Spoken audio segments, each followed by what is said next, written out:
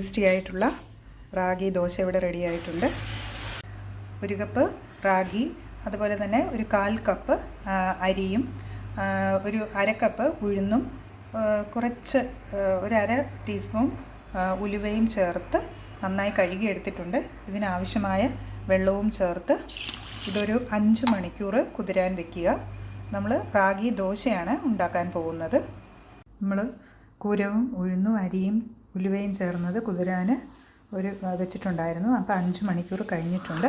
ഇത് നമുക്കിനി മിക്സിയുടെ ജാറിലേക്കിട്ട് അരച്ചെടുക്കാം. മാവ് അരച്ചെടുത്തിട്ടുണ്ട്. ഇന്ന് രാത്രി ഇരിക്കട്ടെ, നാളെ രാവിലെയാണ് നമുക്ക് ദോശ ഉണ്ടാക്കേണ്ടത്.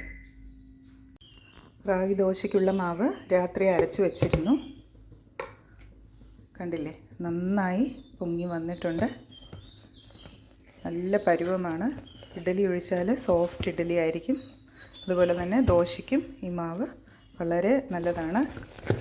ഇത് കുഴച്ച് ദോശമാവ് പരുവത്തിൽ ആക്കിയെടുക്കും.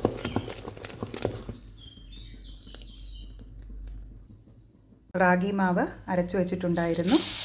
ഇനി നമുക്ക് അത് ദോശ ഉണ്ടാക്കാം.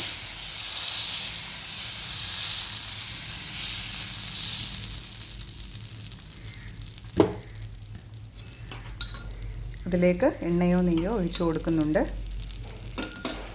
സൈഡ് നന്നായി മൊരിഞ്ഞ് വന്നിട്ടുണ്ട്. നമുക്ക് തിരിച്ചിട്ട് കൊടുക്കാം. അങ്ങനെ നമ്മുടെ റാഗി ദോശ റെഡി ആയിട്ടുണ്ട്. അതൊരു സെർവിങ് പ്ലേറ്റിലേക്ക് മാറ്റാം. ഇവിടെ എല്ലാവരും തന്നെ ഇത് ചെയ്ത് നോക്കുക. ഈ റാഗി ദോശ ഉണ്ടാക്കി നോക്കി അഭിപ്രായങ്ങൾ കമൻറ്റായി അറിയിക്കുക. ടേസ്റ്റി ആയിട്ടുള്ള റാഗി ദോശ ഇവിടെ റെഡി ആയിട്ടുണ്ട്.